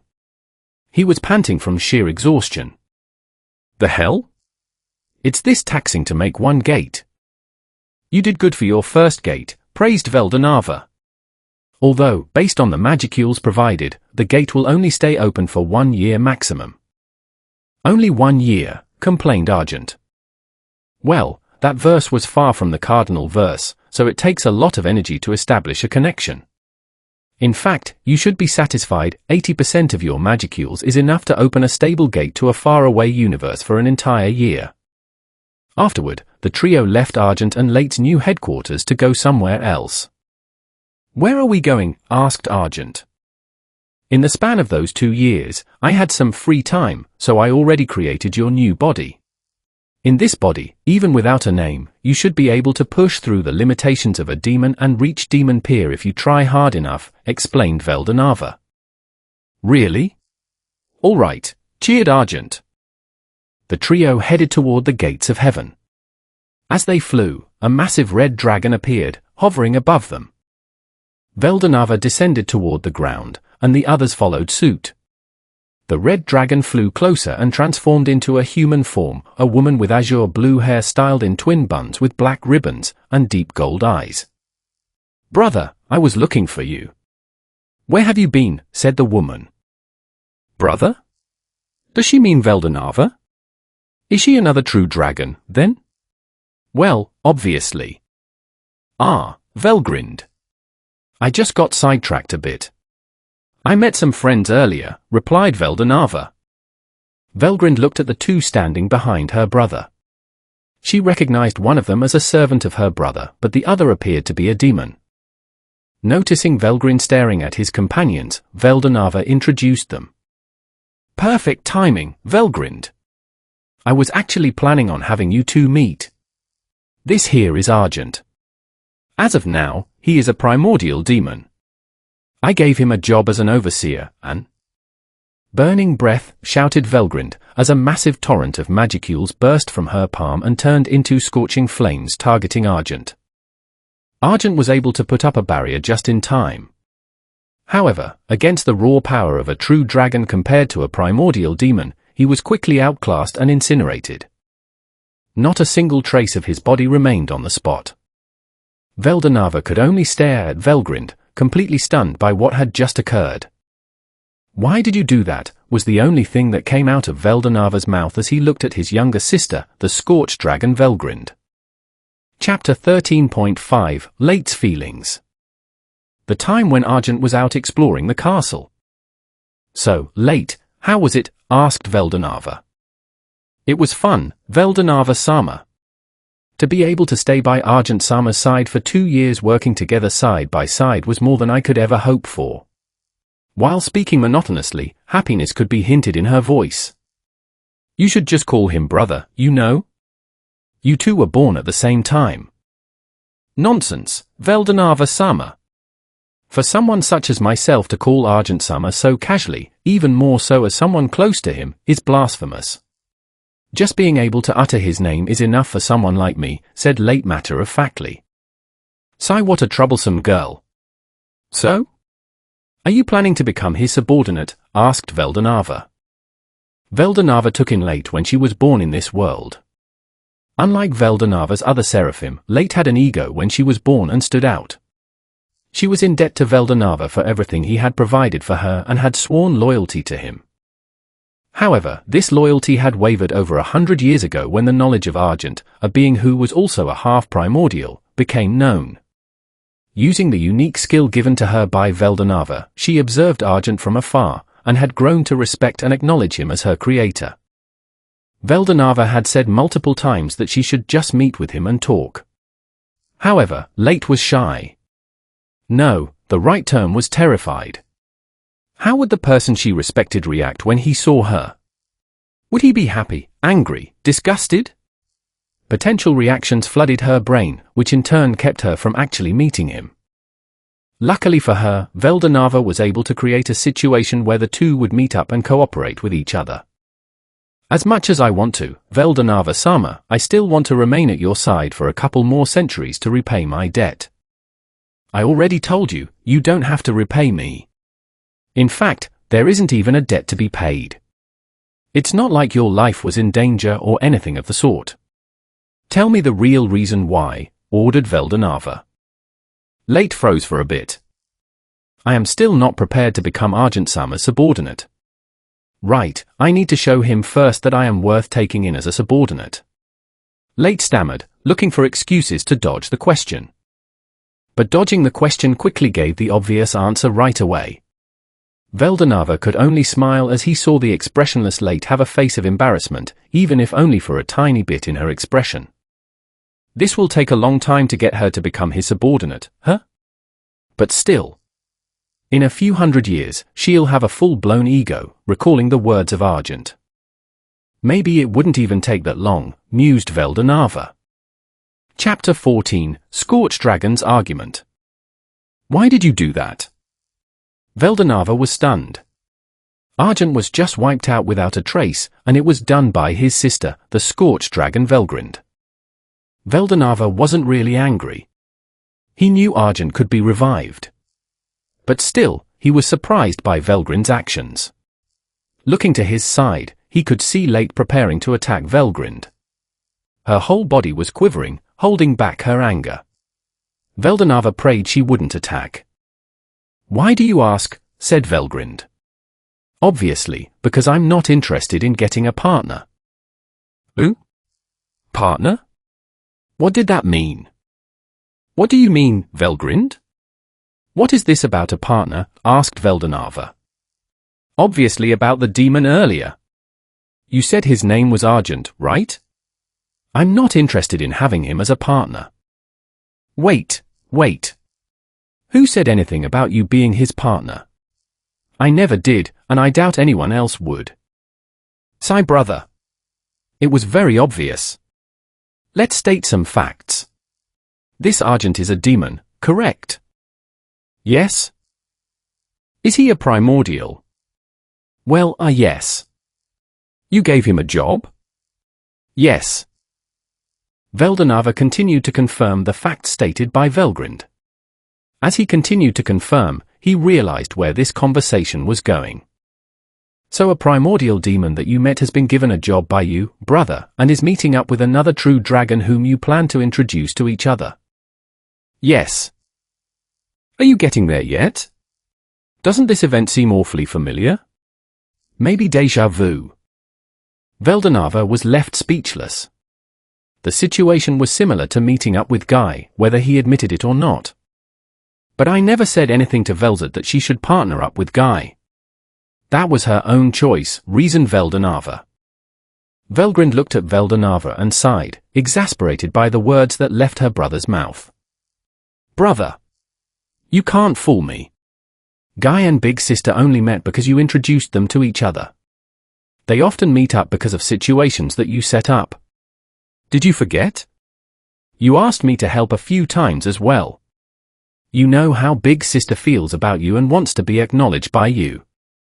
And yet, you often look in Guy's direction to make her target switch from you to Guy. Honestly, I kept quiet because I wasn't involved, but now this happens, explained Velgrind. Wait, don't phrase it like I'm some evil manipulator. I was just introducing them to each other to give them both people they could treat as equals. While I admit I was planning on having Velzad support Guy, I never planned for the two to be partners.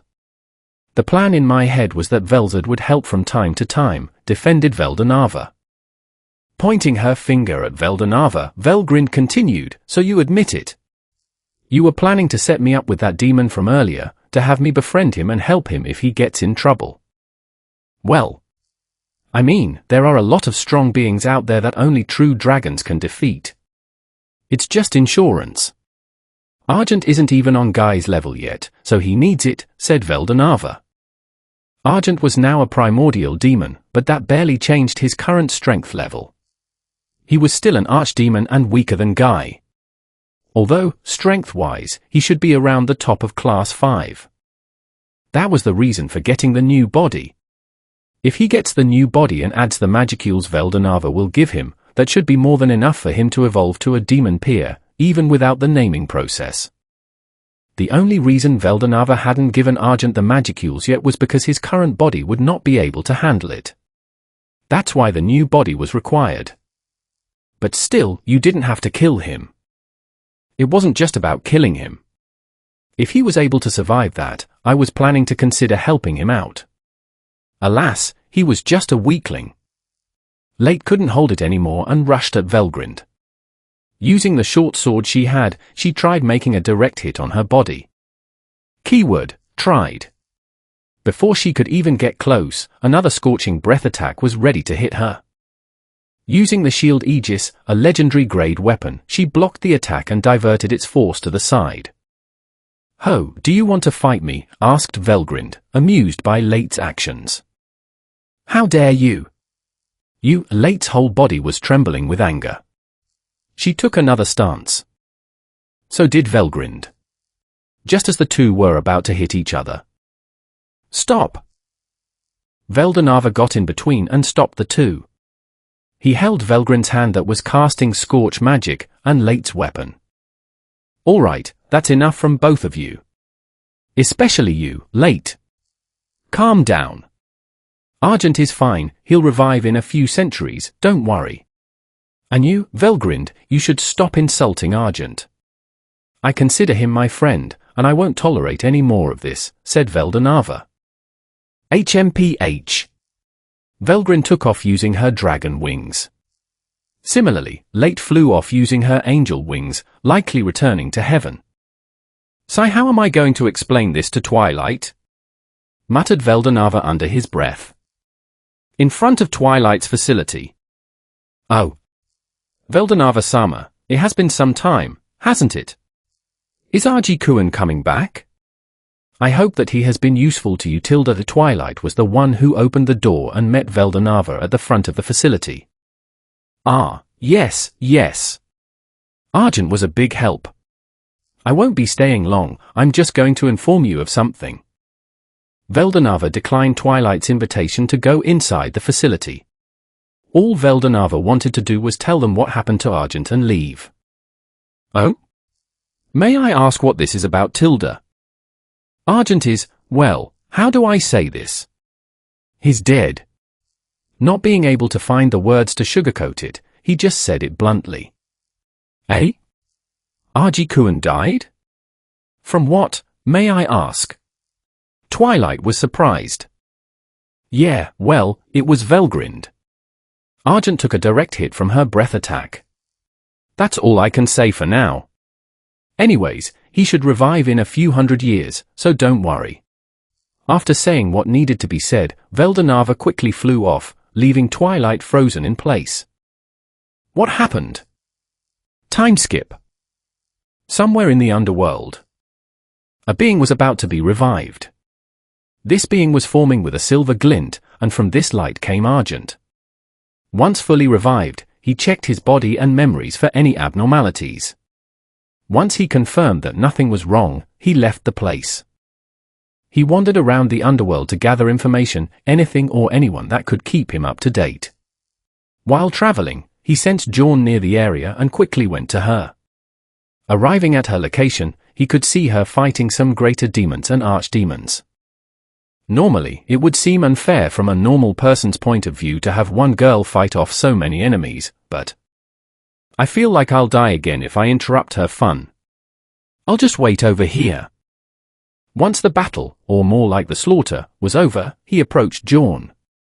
She looked in his direction and came closer. Argent! Long time no see. Finally back from the dead, I see. Raising her palm, she summoned a large magic formation directed at Argent. It has been a while, Jaune. I see you haven't changed at all, replied Argent, blocking the magic aimed at him. The two primordials had been good friends ever since one taught the other about magic. They continued firing large magic spells at each other, destroying the landscape. For the two, this was just a common greeting to see if the other had neglected getting stronger or had improved in fighting. Once the two finished assessing each other, they both sat down on chairs with a table that Argent pulled out of his stomach. They chatted with each other to get up to date on what the other had been doing. Anyway, I actually went to the material world a few decades ago. It was fun. The destruction of the nation that summoned me was a nice experience. The souls filled with the emotion of fear and despair were very tasty, said Jaune. I know, right? Souls with intense emotions like that are the best, agreed Argent, reminiscing about when he was traveling in the material world. By the way, Argent, Jaune called, drinking her tea.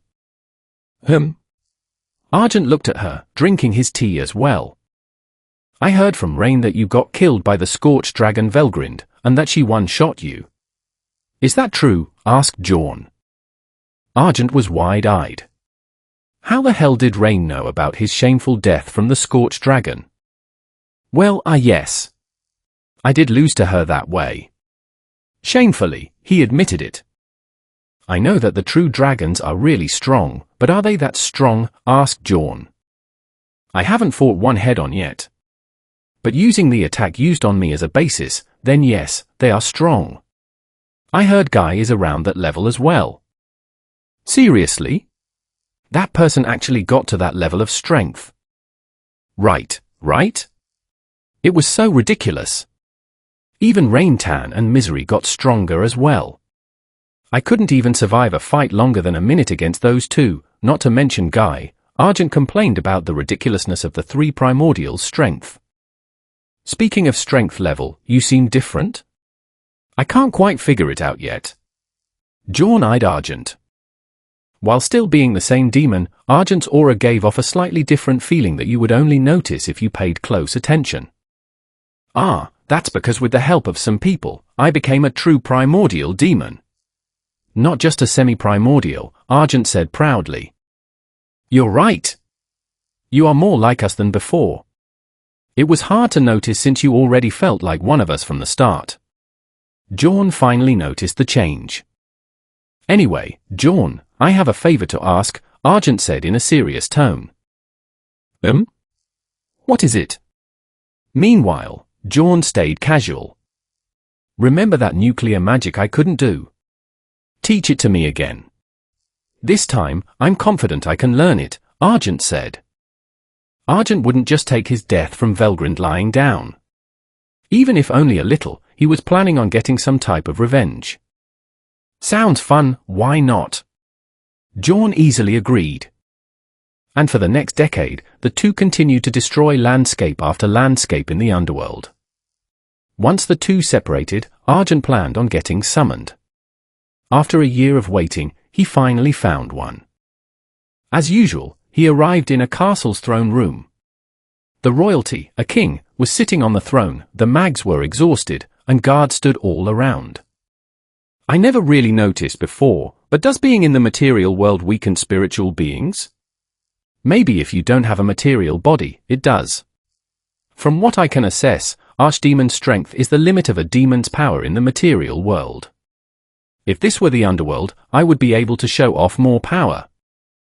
O demon who answered this summoning, I seek your help and wish to make a request. The person Argent presumed was King spoke.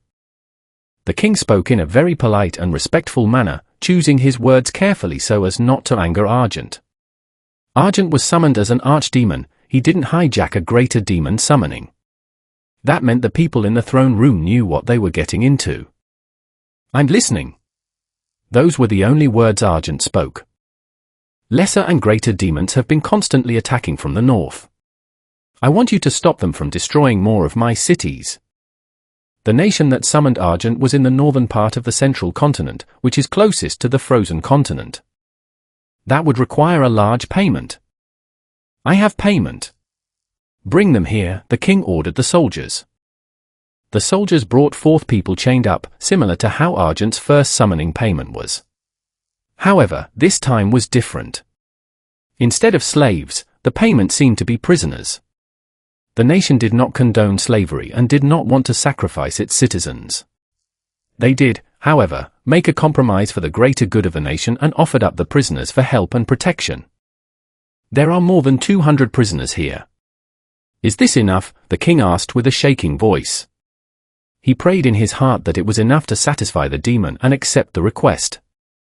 Yes, that will be enough, Argent replied calmly, knowing the king's fears. The prisoners died and disappeared into thin air, leaving their clothing on the floor. I will now go and defend your borders from the demons. With a bow, Argent left the place via spatial magic. Chapter 15, Petty Silver and Arrogant Red. The place Argent went to was a town near the previous port city. The port city was currently inhabited by demons. Guy's demons seem to be having fun. I heard from him that he does this regularly. It shouldn't cause trouble to interfere a bit, right? This is a type of resistance from the human side anyway, the type of development and progress that he would want to keep them unified. He gathered information in the town. It had become a place filled with soldiers and mercenaries, looking as though it had been renovated into a fort or a border city to protect the nation. The info gathered was simple: the demons had attacked about 2 weeks ago, the port fell about 5 days ago, and the people decided to abandon the port and make the next town a stronghold until reinforcements arrived. Argent informed the people in charge of the town about his contract with the king. After this, he left to eliminate the demons and let the others take care of the aftermath. Argent flew above the port. He could see demons all over the place. Greater demons and lesser demons formed most of the population, but there were archdemons mixed into the crowd as well. He targeted the archdemons first, dropping straight down to the strongest one he deemed the most threatening, albeit still relatively weak for someone like Argent. He grabbed the demon by the head and cast a spell that burned the demon's head to ash. The other demons noticed him and started to gather around, ganging up on him. He received them all with a smile on his face. Materializing the sword he had once used to fight Noir, he began slashing and stabbing the demons with his blade coated in battle will. After more than an hour of slaughter, the port became quiet. All living beings, aside from Argent, were now dead. That was until he came. And here I thought a Saint-class person had appeared. It's just you, Argent, smiled the red-haired demon. Good to see you too, Guy, said Argent. Sorry, but my contract requires me to remove the demons attacking the borders. Ho tilde, does that include me? Guy grinned. That depends. Will you leave quietly? Argent grinned back. Well, aren't you getting arrogant? You seem more like one of us primordials for some reason. Is it because of that? Maybe, or maybe not. Well, let's see your improvement in fighting. Don't worry, I'll hold back. Guy raised his hand and cast a large magic circle above him. Well then, let me show you. The magic attack Guy cast was blocked by Argent's barriers, but the stray force hit the port instead. Ah, that's not good. Argent cast multiple spells toward Guy while flying around him. In truth, the reason for this tactic was to change location and avoid damaging the port any further. Guy, understanding Argent's plan, followed suit. The two fought, casting magic attacks at each other until they were far above the ocean between the frozen continent and the central continent. As I thought, it's impossible to beat you, even when you're holding back, complained Argent. Of course. It would be embarrassing to be defeated by you in this state, after all. Ha ha ha, replied Guy. Well, that's enough magic for now. Guy materialized a sword, or rather, drew a sword from his spatial storage. It took the appearance of a long, curved, single-edged blade. Its grade level was mythical. Hey! Hey! What is that? Isn't that unfair? That looks much stronger than any weapon I've ever seen. Oh, this? Guy pointed at the blade. It was given to me by Veldanava. Something about how I never received payment for being a mediator, so he gave me this as a reward. What about my weapon? Grumbled Argent to himself. The weapon Veldanava promised him had never been delivered because of his sudden death. Using Argent's own sword, the two engaged in a sword fight in the air above the ocean. The battle was pure swordsmanship, no magic was used to attack one another. They continued to slash at each other for several minutes. During those minutes, Argent's sword was repeatedly broken, and he continually created new swords to keep fighting.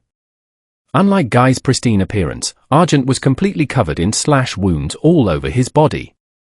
Finally, Argent steeled himself and rushed Guy with all his remaining strength for one last clash.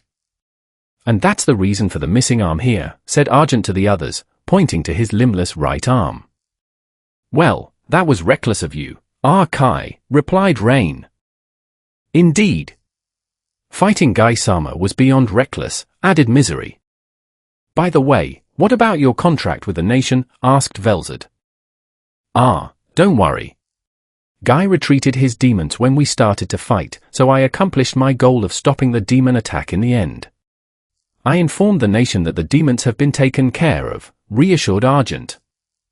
The four of them were talking on the balcony of the castle in the frozen continent, sitting in a circle with tea in front of each of them.